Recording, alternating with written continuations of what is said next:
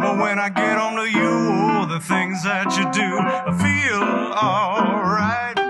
You know I work all day to get your money to buy you things. It's worth it just to hear you say you're gonna give me everything. Oh, when I get home and I have you alone, I feel alright. When I'm home, everything seems to be right. When I'm home, feeling you hold me tight. It's been a hard day's night. I should be sleeping like a log. It's been a hard day's night. I've been working like a dog. But when I get onto you, the things that you do, I feel alright.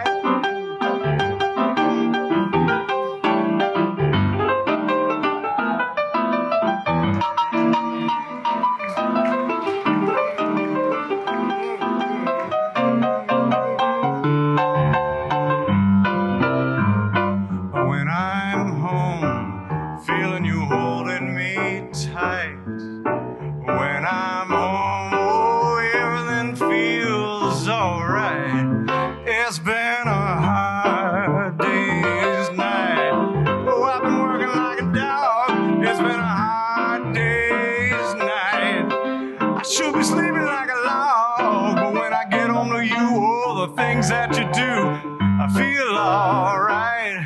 You know I feel alright. Oh, I feel alright. Oh, I feel alright.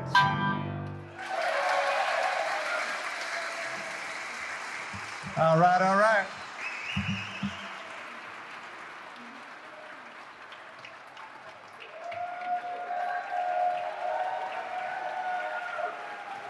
Hello, class of '89. Oh! I don't know if this thing's on, but if it is, Sure. hello. Thank you all for making your way from the various ends of the earth to this, our once and always Cambridge home. It's true. It's true. We're really all just very happy to have every one of you here. So, and could we have just one more raucous round of applause for these incredible...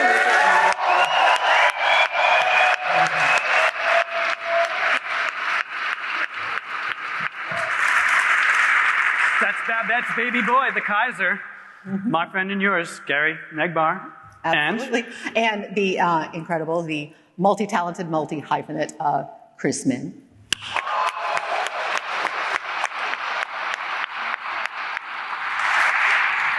I'm pretty happy to be here. Yeah. Anyone else? I don't know. Hi, Melanie Dees. Hi, Marty, how are you? That was a good prompt. I forgot who you were. I know. We have some other people to thank, though, as well. I'll move someplace. We absolutely do. We're going to thank our incredible committee that worked on this with us. If you're out there, raise your hand.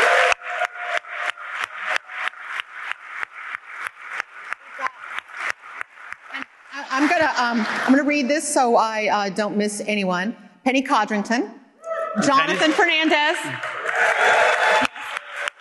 Irene Herlihy, Chris Moore, Jason Rosenkrantz, and Lizzie Wood Hull.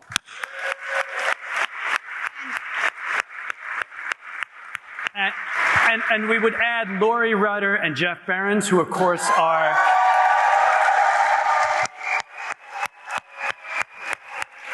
members of... You can stand, yeah.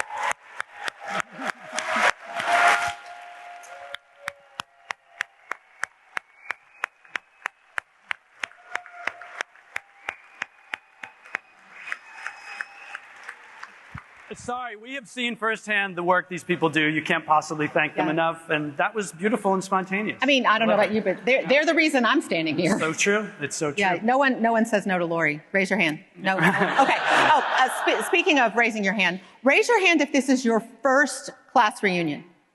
Wow, see, that's amazing.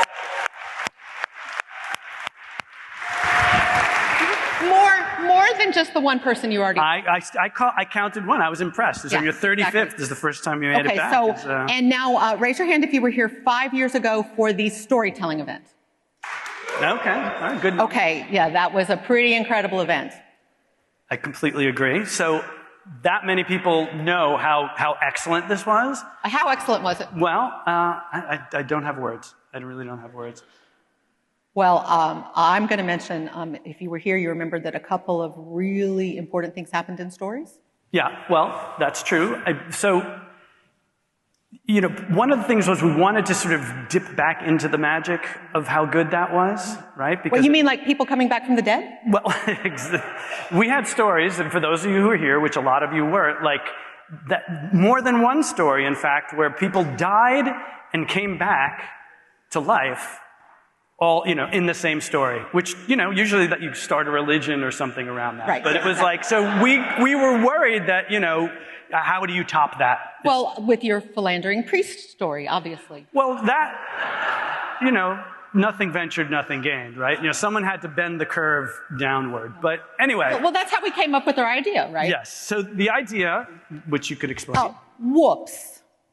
Right. Right. You know, the average mistakes, fuck-ups, foibles, the usual everyday experiences for some of us. Right, yeah. So that was the idea. Was it sort of, you know, to try to humanize the experience. All of us make mistakes, and, you know. Some of us. Wow. Yeah, even our most accomplished, you know, people among us, you know, sometimes you give, you know, $500 million to your alma mater, and it turns out it's full of whiny snowflakes, you know? So it turns out feels like a whoops moment, you know? I mean, who can't relate, right? Yeah, I mean, everyone could sort of relate to that, you know? Standing up for what they believe in. What's next, you know? I don't know. There's a lot, you know. I mean, you know, you could so, write a paper and fail to cite your sources. yeah, so, you know, if you don't cite, yeah. So is that too soon? It might be too soon. Probably. Typically my humor is to go up to the line, but then just leap right past it. You know, my family says I ruin parties, so I'm going to try to keep it, you know. My family doesn't invite me. So anyway, you know, we sort of, you know, I would say firsthand that I always ask for a lot of forgiveness, and I need it. But we could all use forgiveness, and so that's the tone we want to have with our storytellers. This is a safe space. This is, you know, there's no booing allowed. It's only raucous support and love. Except for me, you can boo me. That's fine. But these folks are incredible, and they're bearing their souls for us, and it's a scary thing to come up and be judged by your peers, and so they've done a lot of preparation. No judging. No judging. No judging. No judging. No judging. Safe space, respect the mic. This is what we say at my storytelling series. I forgot to tell you. Oh, yeah? Sorry. Like, well, Yes, we haven't so- had a lot of time. Yeah. It's only been 5 years. Great. Yeah. So we do. We have 7 incredibly, wonderfully brave classmates who are going to come up tonight and tell their stories. Now, you've already heard the fire speech, the exits, the no video, no recording, no photographs. Now, ordinarily we say that, right, because of publishers, copyrights, all those sorts of things. Now, look, don't make Lori Berta come up here. Tonight,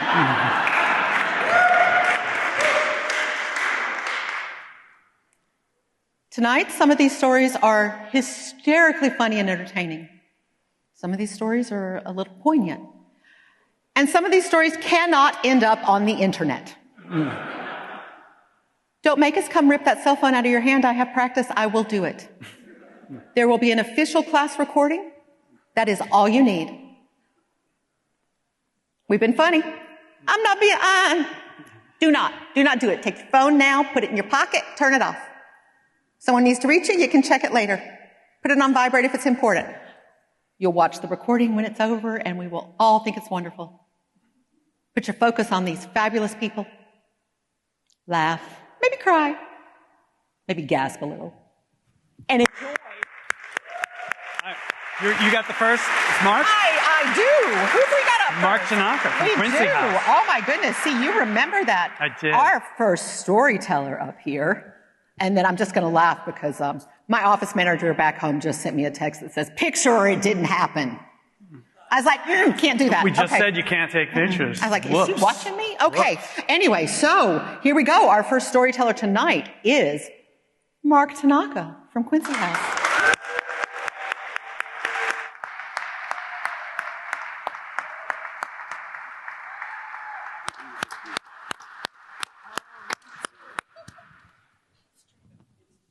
October 2005.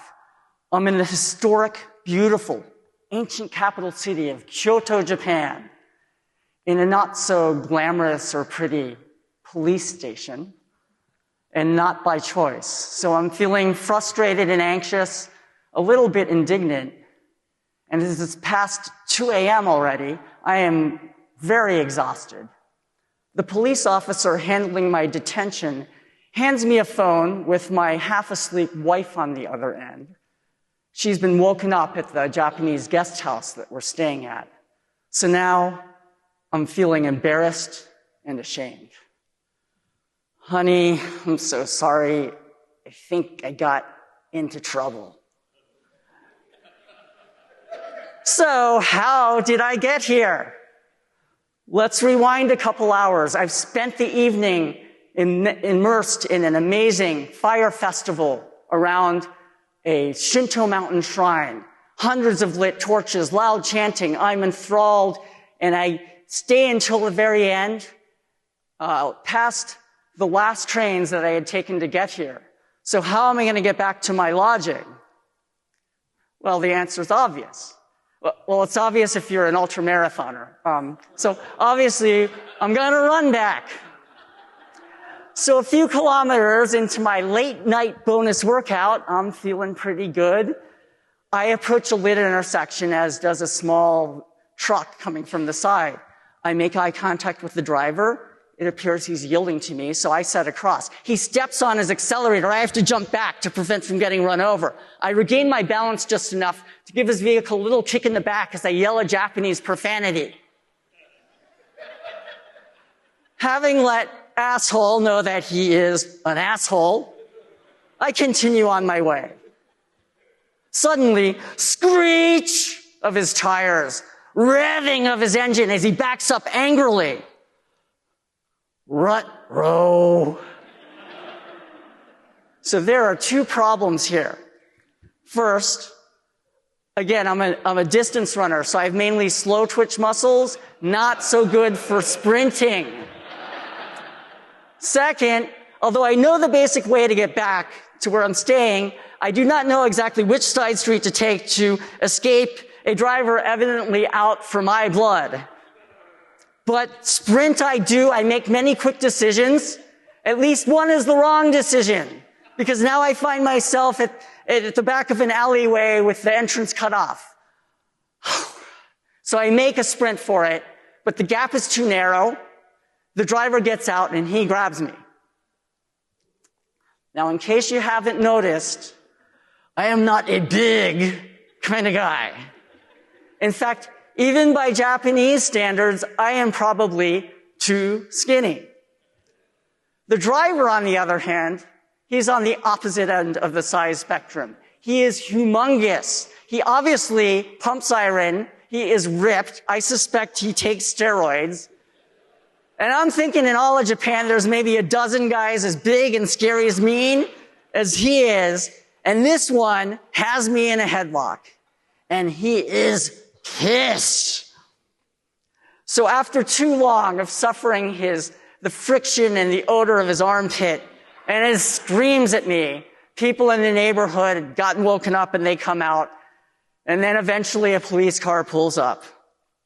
At least I get out of the headlock. We both tell our sides of the story. Now, maybe because I actually haven't been run over by his vehicle, where the driver points out a minor detail that I hadn't realized. He points out the small dent in the back of his vehicle. Oh, whoops. So I'm the one who gets stuck in the car and driven back to the station. So back on the phone with my wife. Honey, God, I'm so sorry. Anyways, a police car's going to come and pick you and Peter up and bring you back here. So Peter is our 7-month-old infant. And you got to bring some cash, but don't bring all of it.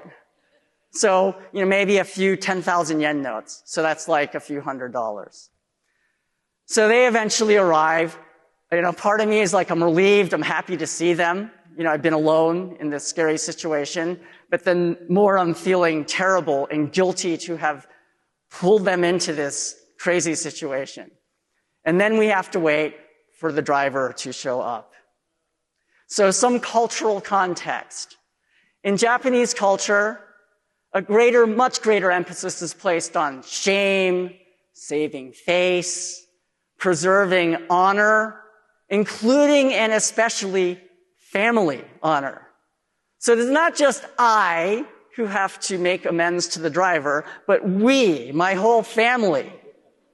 So even my baby, he's got to be held by his mother as she and I line up and bow to scary driver Billy Bodybuilder dude saying sumimasen, which in this situation loosely translates as, we Tanaka family suck.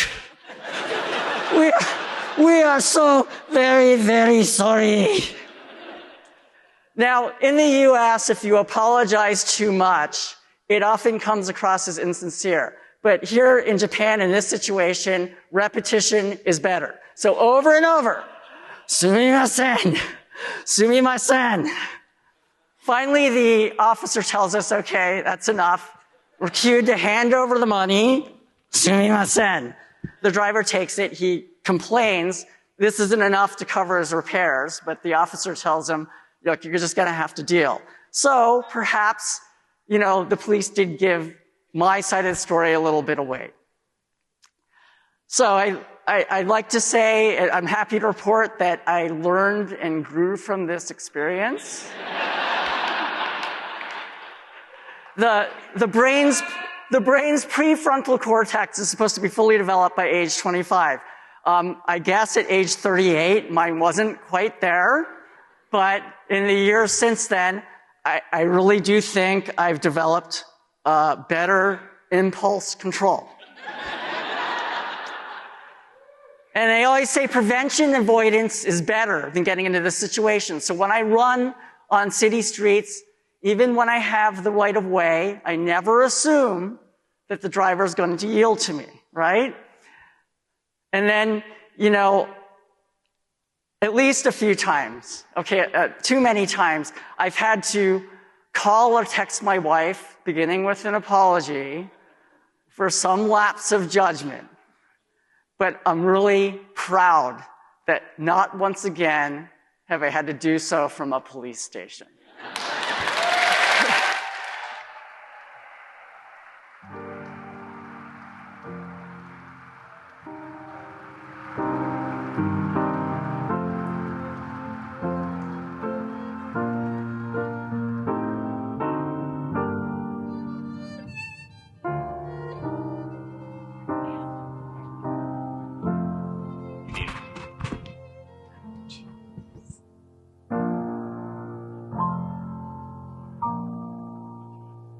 Good job. Mark, well done, Mark. Our next storyteller is Sibel Ergander Galindez.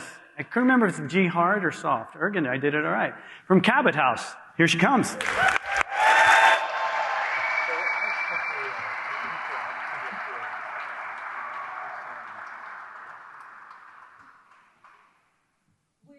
Months into the lockdown, I feel claustrophobic, antsy, like I am going to burst. There are only so many Netflix series I can binge watch. I ride my bike daily to withstand the boredom. I ride the same loop over and over. I reverse directions to change my view. When finally it hits me, all those inlets of water in my Virginia Beach neighborhood, they're calling my name, and I decide to buy a rubber boat. 3-person capacity, $100.69. Well, Actually, it's an Intech Seahawk 3 made of polyvinyl chloride with French aluminum oars and triple air chambers for added safety. Now I have purpose. I start doing recon, riding my bike to find the perfect launch site. There's that space between houses. I thought that would be ideal. Wouldn't my neighbors with waterfront property be gracious during these unprecedented times and allow me to launch my boat? I imagine what it'll feel like. The sun on my face, glass of Chardonnay in my hand, my fingers along the cool surface, my husband and children smiling at me, the hero saving us from this dread. I feel invigorated. I can breathe. I can hope. That's it. We're doing this. We're going to make a memory, a family heirloom memory, one that I am sure even the Davises who are water skiing right now, according to Facebook, cannot beat. I announced my mastermind plan over dinner. After we clean up, we're all going to go for a walk.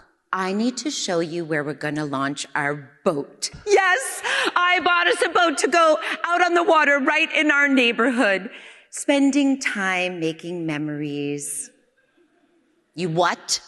My husband states more than asks. Sibel, our boys look at me like I'm crazy. But since we're believers in the United Front method of parenting, my husband agrees. Yes, boys, we're going for a walk after dinner.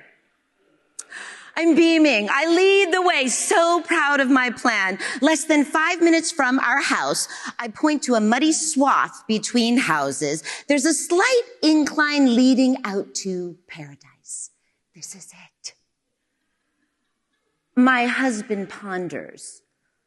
Let me get this straight. You want me to help you, which we know really means you want me to carry this boat down this muddy hill behind a stranger's house because you want to make a memory? Sibel, I've got a bad back and a fake hip, and what about the tide? Sibel, we're not doing this. I am deflated. Until I realize what he really means is we're not doing this here. We will not trespass on private property. I need to find a public place to launch COVID. I named our boat COVID.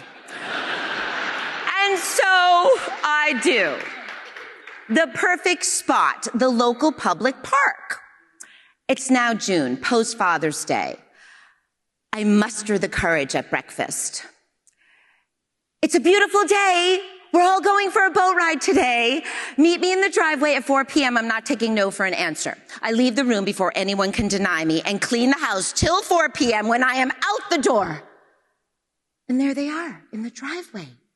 My husband, our 16-year-old, and COVID all packed in the CRV. There's only room for 3 people in the boat, so our 14-year-old stays behind as backup Coast Guard. All 3 of us get to the park. We lower COVID into the water. My husband hands the rope to our 16-year-old to keep us moored. COVID is glistening, her rubber coat absorbing the sun. My husband gets in first to steady her. I put one foot and then the other, slowly guiding myself into a seated position. We are like the owl and the pussycat in our pea green boat. When do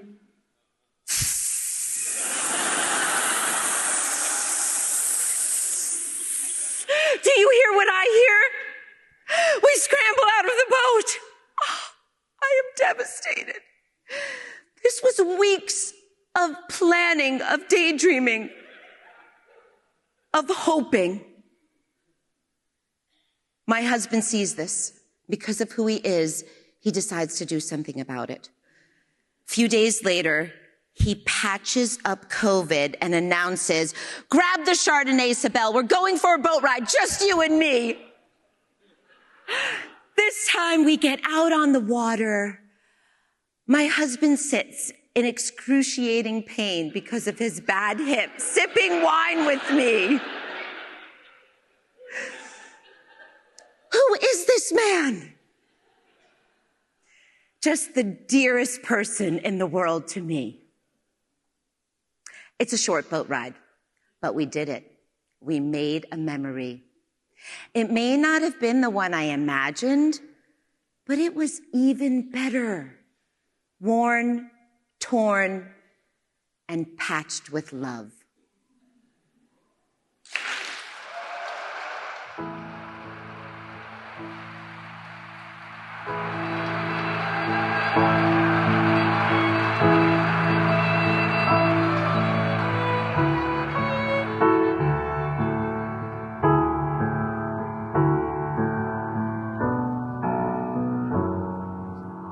Up next, we have Lisa Harris from Quincy House.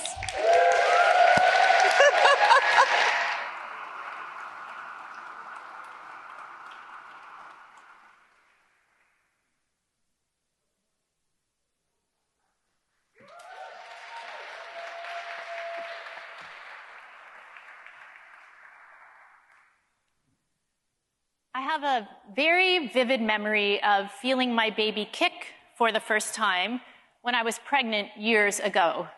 That baby's now 20 years old, by the way. Before that point in my pregnancy, I'd felt that vague, kind of fluttery feeling. It could be fetal movement or it could be gas. You're not really sure. But the memory that I'm thinking about now is that first time that you know, without a doubt, that there is a miniature human dancing around inside you. And you feel tap, tap, tap, tap. I remember this moment because I was in the middle of performing an abortion procedure when I felt it. I'm an OBGYN. I chose this specialty because I wanted to accompany women, people, through their reproductive lives, however they needed me, catching their baby, placing their IUD, caring for them during a miscarriage, and performing an abortion when they requested it. Sometimes all in the same person at different points in their life. So there I am, 19 weeks pregnant, performing an abortion for a patient who was also 19 weeks pregnant. I carefully place my instrument in her uterus, and I feel it grasp her fetus, and then I feel tap, tap, tap, tap. In an instant, I am sobbing, big, blubbering tears that fog up my goggles and run down my face and begin to soak my surgical mask. The tears shocked me as much as the kick. I safely finished the procedure. My patient was asleep, so she didn't realize what was happening with me. And the rest of the surgical team appropriately had their attention focused on her. Only the surgical assistant who was handing me instruments, Angela, knew that I was crying. She gently placed her hand on my shoulder and whispered, "You okay, Lise?" And I nodded. Angela knew I was pregnant and gave me the most loving look. Now, generally speaking, it is frowned upon for a surgeon to cry in the OR. Doing so would raise questions about whether you really belong in that space. And indeed, after this happened, I'm asking myself, what just did happen? Why was I so overcome with emotion? What does this mean about me? Am I cut out to be a surgeon? And the bigger question, what does this mean about abortion? Was this very visceral, embodied response I had telling me that it was wrong for me, maybe wrong for anybody, to provide this care? I would have thought that my medical training and my feminist commitments foreclosed the possibility of such a raw scene in the OR. My medical training taught me that the fetus is tissue, products of conception, as we call it. And my feminist commitments told me that the fetus is unimportant compared to the person who is carrying it. But neither my training nor my feminism protected me in that moment from what I now understand was a very human response. Afterwards, I talked to my colleagues who also provide abortion care, And I asked them, do you ever have complex feelings about this part of your work, complicated reactions to it? And most of them said yes, they did. Two things were true for them. They felt the sadness, violence even, of abortion, and they knew that they needed to provide this care, that their consciences called them, as mine does, to provide this care. They saw the liberatory capacity of abortion. They saw the relief that their patients felt to know that their lives, their paths were truly their own. Two things were true. The job of doctors like me who provide abortion care, I've learned, is to hold complexity in a world that doesn't like complexity.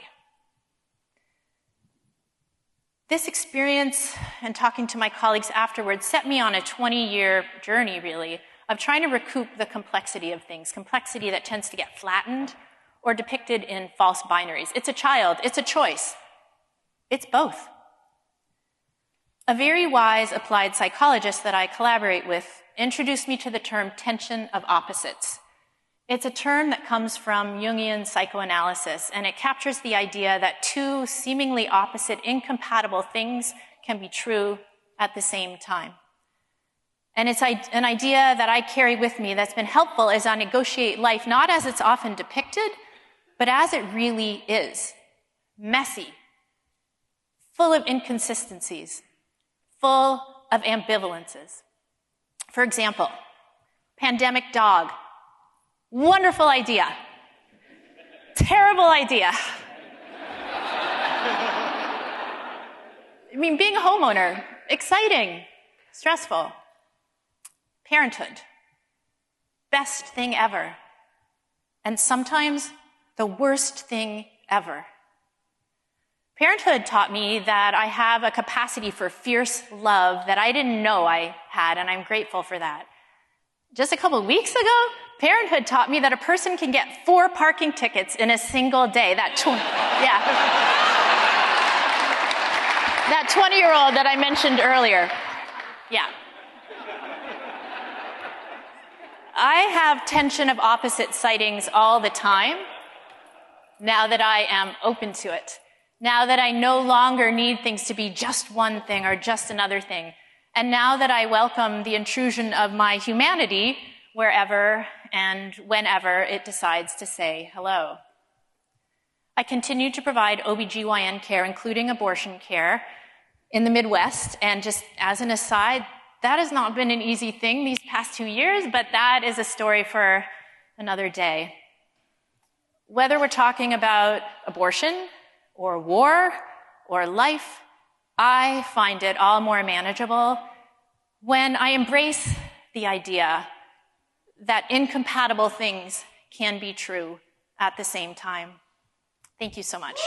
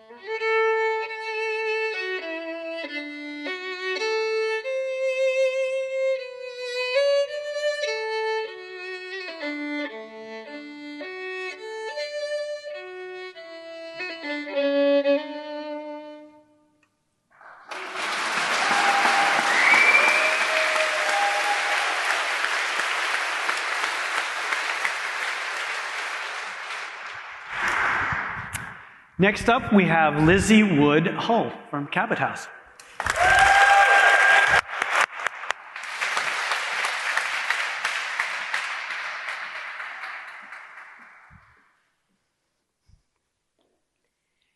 It has been true throughout my life that no matter the setting, no matter the situation, I feel plagued by a nagging sense that I'm an imposter. A feeling perhaps shared by some of you. Not that I'm an imposter, that you're an imposter. Yeah.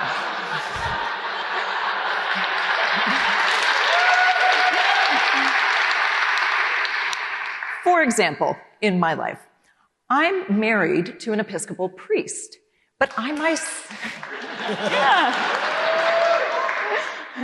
myself am pretty much a temperamental, foul-mouthed heathen.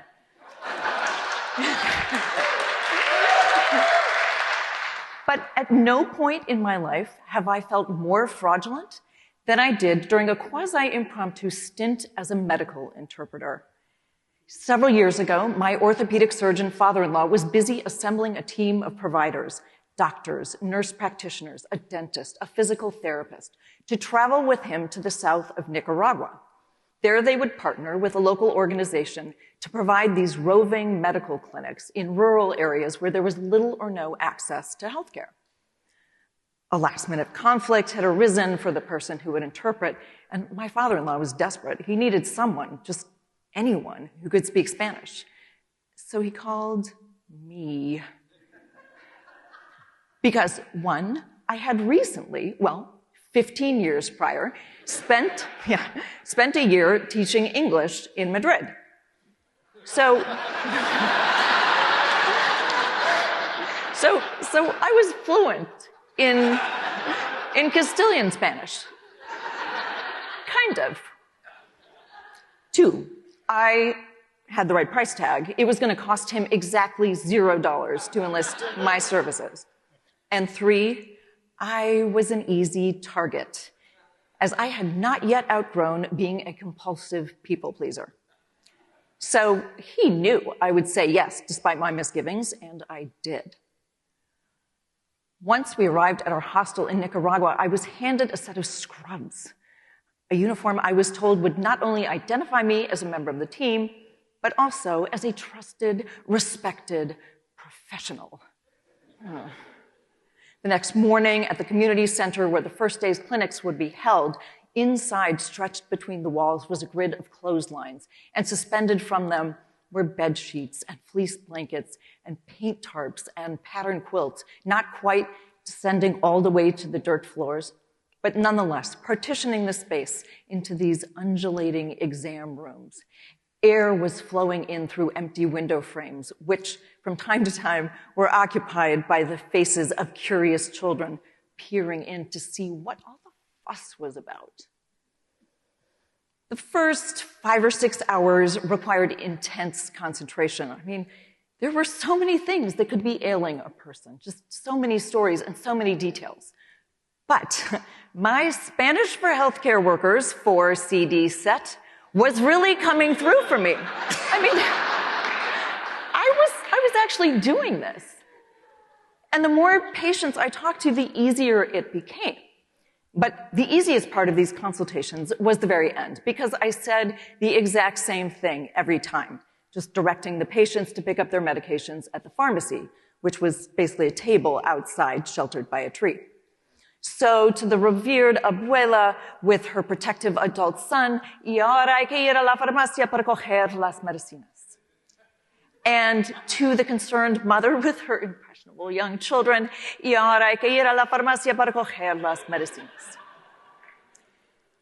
I loved this sentence. I said it over and over again. Right? I was so proud of it. Y ahora hay que ir a la farmacia para coger las medicinas. I was in my groove. But then I noticed it. A subtle tilt of the head here, a look of puzzlement there, raised eyebrows, awkward smiles. Was I imagining it? Or was there someone laughing over by the window? Something wasn't right. So during a break, I asked our primary contact on the Nicaraguan medical team what she thought was going on. The recitation of my beloved sentence was met with a very loud bark of laughter, followed by the unwelcome delivery of this news.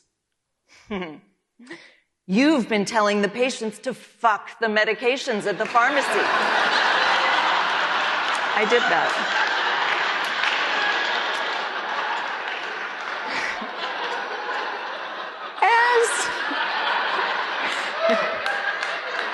Oh, God.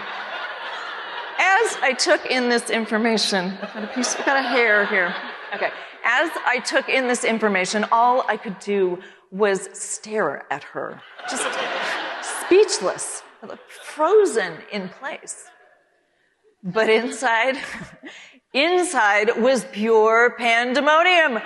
Oh my God. In Spain, coger means to get, not to fucking fuck. I was angry. I was embarrassed. I was, well, a little confused because why hadn't anyone stopped me? It was because of those scrubs. I was certain of it. After my internal tantrum finally ran its course, I apologized to our Nicaraguan host. I'm so sorry. I'm horrified. How can I fix this? How can I make it better?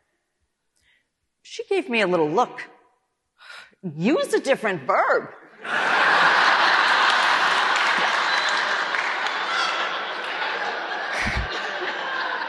About 6 months after the curtain came down on this mortifying debacle, I decided to apply to nursing school where, by the way, the very first thing you are taught is how to notice people, everything about them, with all of your senses.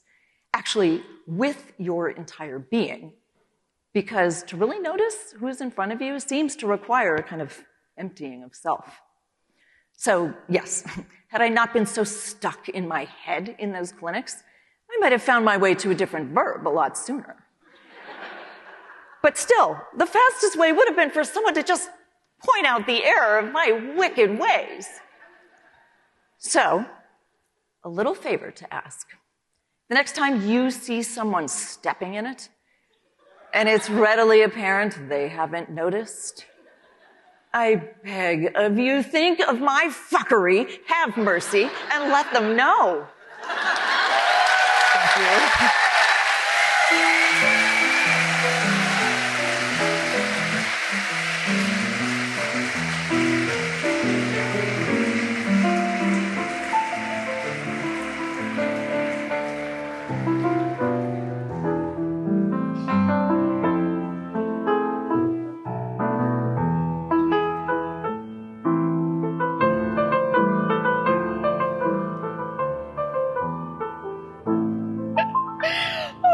Thank you. Lucy. Yes, our next storyteller is Audrey Markowitz from Cabot House. Yep.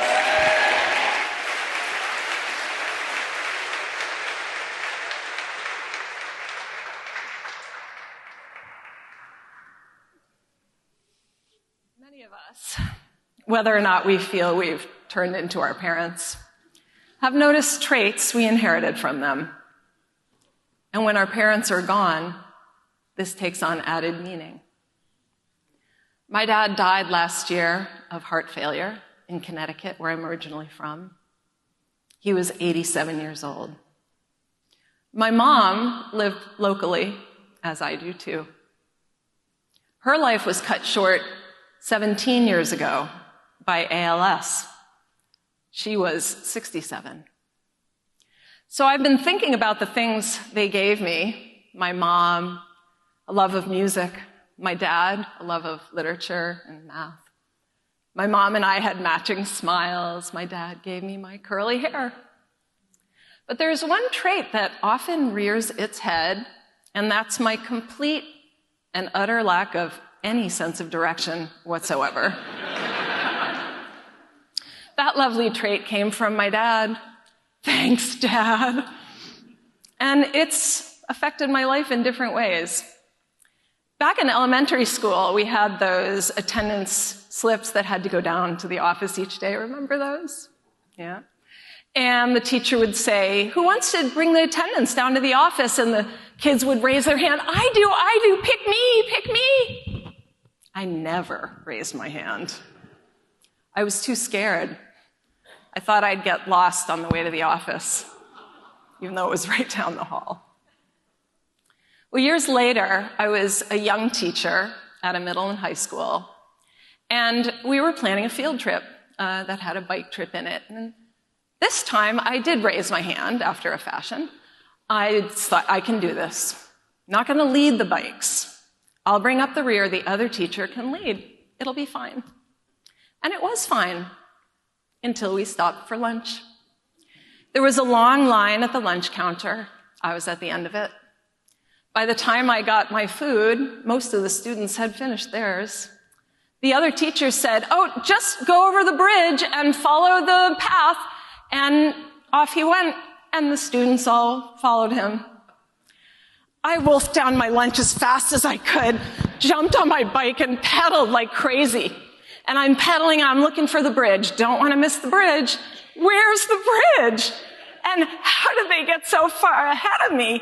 And I'm never going to catch up. It didn't occur to me that we'd passed the bridge just a bit before the lunch place, that I'd have to backtrack to find it. For anyone who has any sense of direction, any orientation to their surroundings, it would have been obvious, but not to me. Well, fast forward, and it's 2017, and I'm headed to a job interview. And it's a big deal, because I've been teaching at that same school since 1990. So I really want to find this interview, want to find the school, get it right. And but it doesn't matter that I don't have time, running a little late, don't have time to plot out my route on a map, because we have technology now. The GPS, tailor-made for people like me. No need to know where you're going, how you're going to get there. You just follow the disembodied voice as it tells you to take a left at the light, take the right fork, very gentle voice. So I barely look at the address, type it in the GPS, and I follow the voice, and I turn left and right, and here and there, and the roads are looking strangely, unsettlingly familiar. And I keep following the voice until, shit, this is where the school is located. It's 1 minute drive, a 5-minute walk to my mom's apartment where she lived and where she died. She's buried in the cemetery across the street from the school. How did I not anticipate this? I should have, but I was so disconnected, so unaware of my surroundings at every step that it just didn't occur to me that the school where I might possibly be starting the next chapter of my working life could be so close to the apartment where my mom's life ended. I pulled myself together before I went into the school. And it was a lovely school. Had a great tour, really nice conversation with the head of school, and I was okay. Until she said, do you know where you are? Or do you need directions to get to the next part of your day? And I said, oh, thanks. No, I do know where I am. I've been here a lot of times. My mom used to live right near here, I told her. And unfortunately, she died. And my eyes filled with tears. Because in that moment, what I really wanted was to head over to Mom's apartment, talk about my interview with her, maybe go for a walk. I wanted that to be the next part of my day. Well, I got the job, and it's fitting that I'm directing music at a school so close to my mom's apartment. After all, My mom gave me my love of music. And my dad, he understood the challenge of living your life with no sense of direction. Thanks, Mom. Thanks, Dad.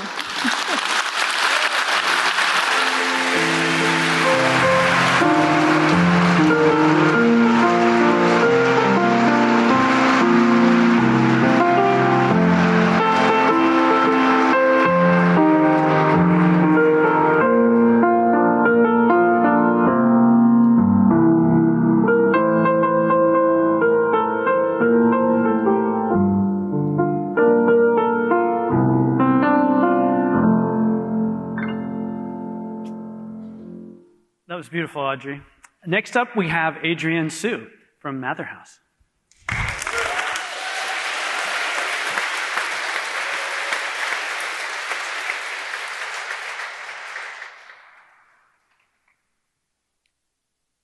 Years ago, I took up canning. I'd long been into cooking, but I'd always thought of preserving as potentially hazardous. You know, botulism. I lived with my 2 school-age kids and our dog in central Pennsylvania, where I was and am a professor and poet. Our town has a great farmers market, and my college runs an organic farm.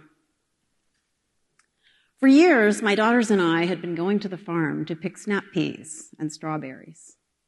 We were members of its CSA and farmers market regulars, so by late summer, we were drowning in zucchini and tomatoes.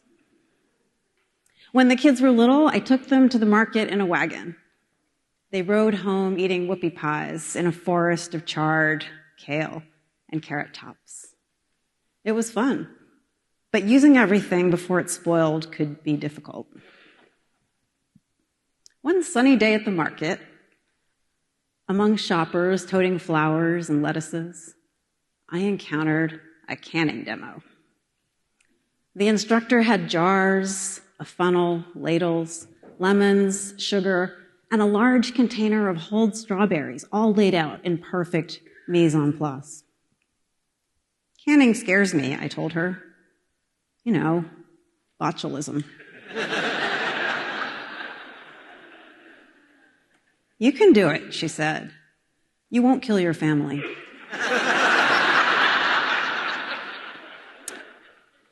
I watched her turn the berries into jam, then process the jars in a large pot of water on a portable burner. It was miraculous. The power to stop time. I was hooked. There was a learning curve, but soon I was putting up jam. Strawberry, blueberry, plum. The next year, I did pickles, tomatoes, chutneys. The work was hot and tedious, the batches too large, but it felt right. My parents had always treated food with respect and economy. Back in Georgia, at summer fruit stands, they'd buy a bushel, and we'd have a peach fest. My dad might spot a deal at the Pepperidge Farm store and bring home 6 cakes, 5 of which we put in the extra freezer and enjoyed for weeks. My parents also had self-discipline. If someone gave my mother a box of fancy chocolates, she'd declare it too good to eat and save it, which became a family joke because she'd keep it so long it would go out of date and become like the table linens and crystal reserved for a special occasion that never seemed to come. How long have you had this one? I'd say. That one's recent, she'd say. About 2 years. Still, the idea of being prepared stayed with me. The kids approved. Make strawberry vanilla jam, they said. Can you make the peaches last all winter? 6 to 8 jars at a time, I filled our basement shelves. I sniffed out fellow canners at kids' soccer games. It was a sisterhood. The display was picturesque. Red tomatoes, orange carrots, mustard. We were ready for a power failure a tornado warning, a newfound peach blight. One day, trying to extract a can of tuna from behind the blackberry jam section, I froze. Why, I asked myself, do I have a blackberry jam section?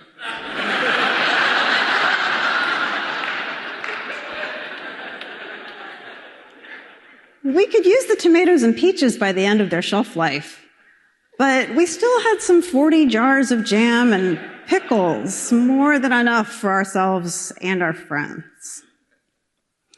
And there were jars from the previous year that I couldn't toss, given how much labor had gone into each one. But I avoided them for being expired, which made them more expired. Whoops. I was like my mom with her chocolates, only worse. The canning instructor had been right about one thing. I hadn't poisoned anyone, but I also hadn't stopped time. My father's memory was failing. We'd had to carpet the stairs so that the now arthritic dog could descend them. My mother realized that no exalted dinner party was going to happen and gave me the linens and Crystal. 2.5 years ago, my father died, and 2 months after that, so did our dog. The kids left for college, making a stockpile even more gratuitous than it already was. It's strawberry season now, and the farm is selling them by the pint or flat, a flat being 12 pints. I used to feel clever as I left the barn with a flat or two of strawberries so ripe they bordered on rot. Clever because the canning pot was waiting on my stove. But I know that feeling can be hazardous. This year, when I get back from the reunion, I'm going to visit the strawberry patch and eat a couple of berries out in the field, still warm from the sun, then take home a few pints. Not enough to can, but plenty to eat. Sure, the season is only a few weeks long, but it'll be back. Thank you.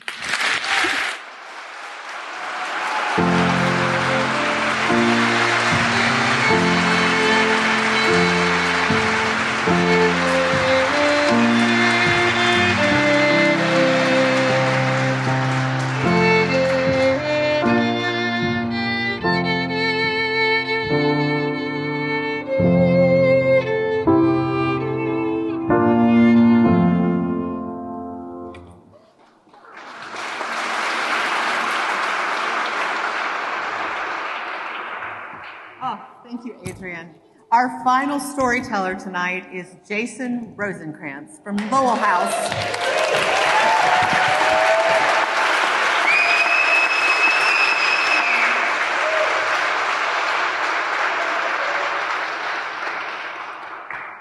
Hello. 15 years ago, I received a message on Facebook from a stranger. His name was Steve. He's real. He looked a little like Vladimir Lenin, of all people. And he had a really touching message. And here's what it said. It said, "Dear Jason, we don't know each other. I just lost my husband. We were married for 3 years. We were together for 15. Peter was everything to me, and I'm heartbroken. I've been going through his things to feel closer to him, and I came across his diary. And I started reading it, and I realized in reading it how important you were back at Harvard helping him to come out as a gay man. And if you're up for it, if we could have coffee or something, because I want to say thank you, because if it wasn't for you, maybe I would not have had at least this much love. Thank you, Steve." I was touched. I was heartbroken by the story. There was just one problem. Who the fuck was Peter?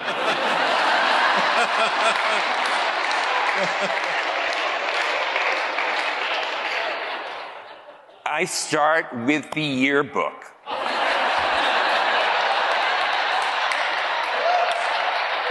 I cross-reference, maybe it's first name only, maybe it's last name. No Peter by this name. I go to the freshman Facebook. Maybe he took some time off. Maybe he's a different class.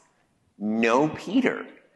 And now let's set a few things straight, okay? We all had gay friends. I even had a gay roommate in Lowell House. But I didn't help anyone come out because you know who I could have helped come out back then?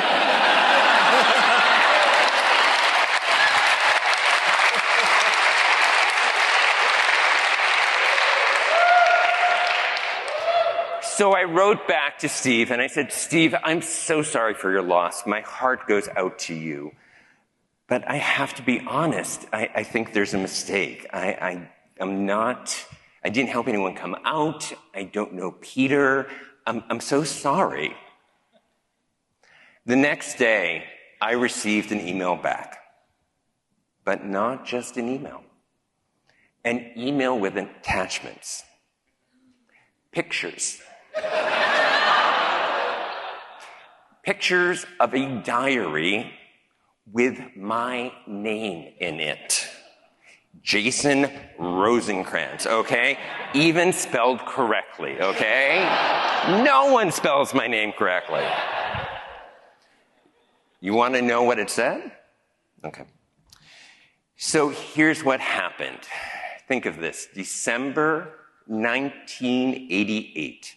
We're all about to leave for Christmas break. And actually, Lowell House F32, my roommates and I, so Randy, Dan, and I had already left for Christmas break.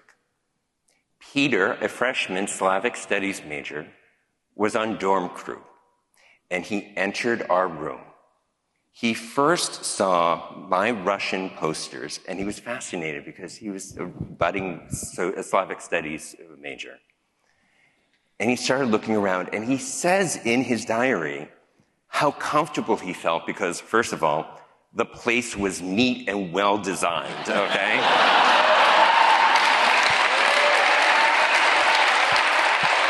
His words, not mine, okay? Okay.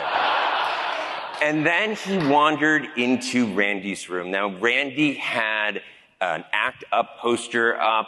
He had a poster with two shirtless men in an embrace. And on his desk, he had a pink triangle pin. Peter wanders back into my room, sits at my desk, and finds a pink triangle pin on my desk as well. And he takes out his diary, and he starts writing. And effectively, he comes out right there. He says, I feel comfortable. I feel safe.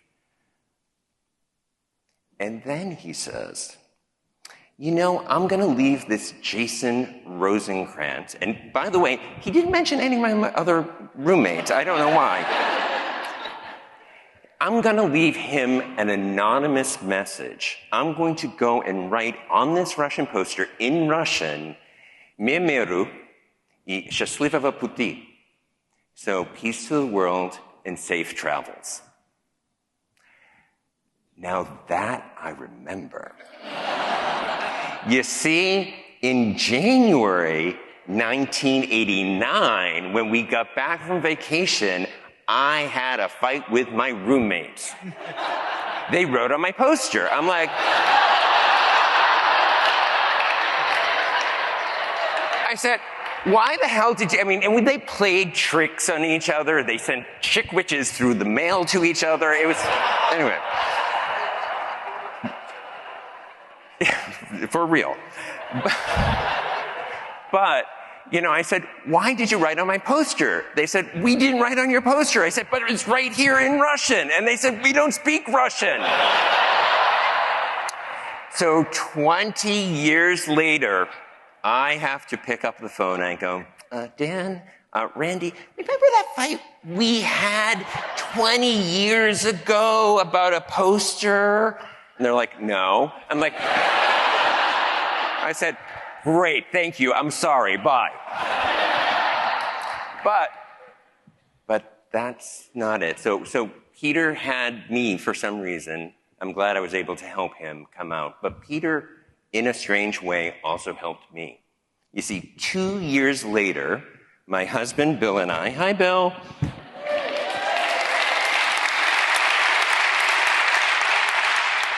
we moved from New York City to Philadelphia. We had no furniture in our place. We were like ready to go out on the town, have some food, have a drink. We were excited but scared. We knew no one in Philadelphia. And so we were at a bar, we had a drink, we're about to go home. And I say to Bill, that's Vladimir Lenin over there. I think that's that Steve guy from the diary. And he says, well, go over and talk to him. I'm like, I don't know. It's just so weird. Anyway, I go over to this stranger and I say, excuse me, Steve? And he says, Jason Rosencrantz?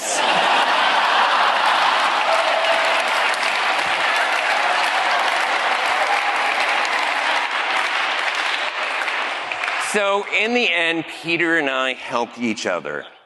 I helped him come out as gay, and he helped me come out as a Philadelphian. Thank you.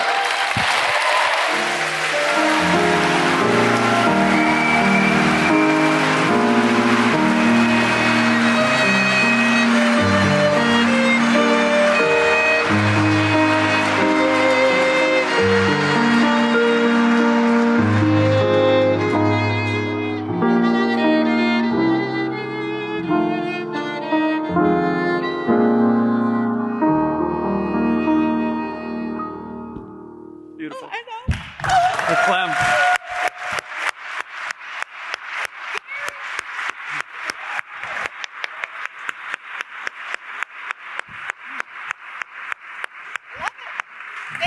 Thank you, Jason.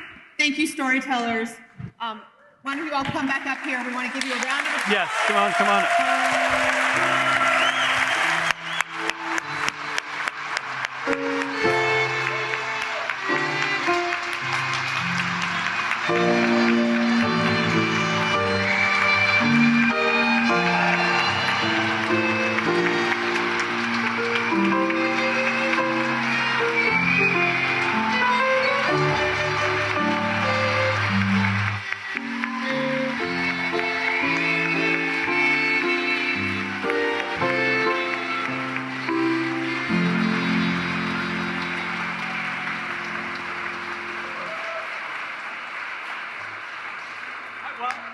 That was pretty great. So dessert, drinks, I think there's some late night activities. Is there anything else we need to cover here other than go cohere yourself, folks? All right. Be good.